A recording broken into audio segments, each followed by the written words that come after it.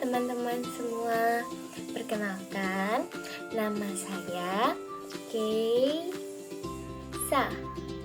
dan nama lengkap saya adalah Keisha Sida Damayanti. Saya dari kelas 1111 dan nomor absen saya adalah nomor 18. Nah, kira-kira aku di sini mau ngapain ya? Ya, betul. Di sini aku ingin mereview novel Daisy Manis. Yuk, langsung aja kita bahas. Nah, teman-teman, pertama-tama kita akan membahas latar belakang terlebih dahulu ya. Nah, di buku ini berjudul Daisy Manis kan, teman-teman. Nah, namun judul aslinya adalah Daisy Miller. Dan penulisnya bernama Henry James, penulis Amerika Inggris yang dikenal sebagai tokoh penting dalam transisi antara realisme sastra dan modernisme. Daisy Miller ini pertama kali diterbitkan pada tahun 1878 di The Cornhill Magazine atau majalah bulanan, dan pertama kali dibukukan pada tahun 1879, teman-teman. Lalu penerjemah versi Indonesianya bernama Sapardi Djoko Damono. Penerbit Indonesianya adalah Keperpustakaan Populer Gramedia atau KPG, dan diterbitkan versi Indonesia pada tahun 2016. Nah, lalu sekarang kita akan membahas tentang sinopsisnya ya, teman-teman. Daisy Manis ini mengisahkan tentang cerita seorang gadis muda Amerika bernama Daisy Miller yang tengah berpergian ke Eropa bersama ibu dan adiknya. Mereka berasal dari keluarga Amerika yang kaya, namun mereka tidak terbiasa dengan tata krama sosial Eropa yang ketat dan konservatif.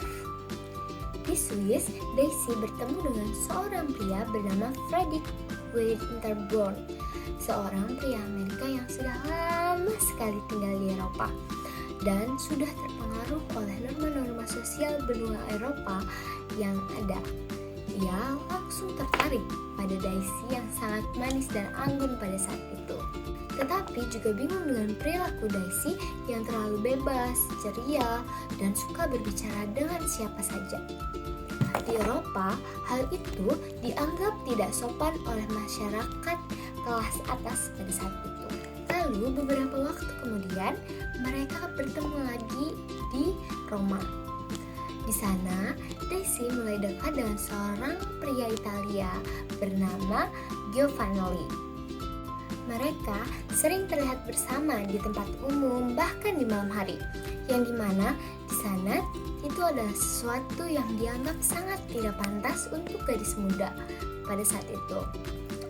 Masyarakat Eropa, termasuk orang Amerika yang tinggal di sana, mulai menggosipkan dan mengucilkan Daisy. Bahkan Daisy dicap sebagai gadis liar di sana.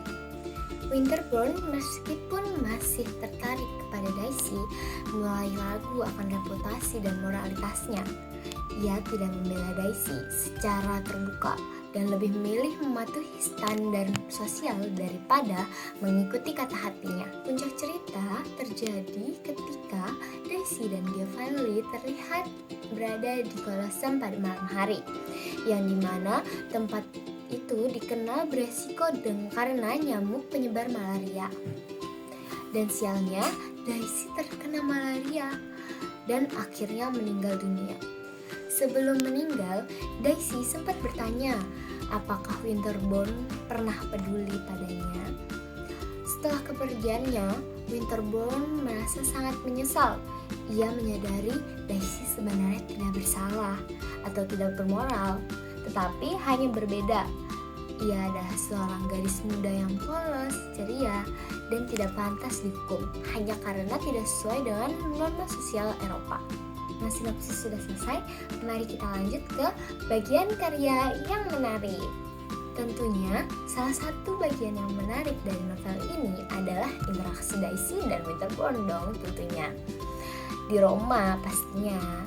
Khususnya ketika Daisy lebih memilih untuk tetap bergaul dengan Geo Family meskipun mendapat tekanan sosial. Ya singkatnya kalau zaman sekarang si Winterborn cemburu tapi gengsi kali ya. Dan keputusan Daisy untuk mempertahankan kebebasannya dan mencerminkan semangat individualisme dan menentang norma-norma sosial yang kaku pada masa itu.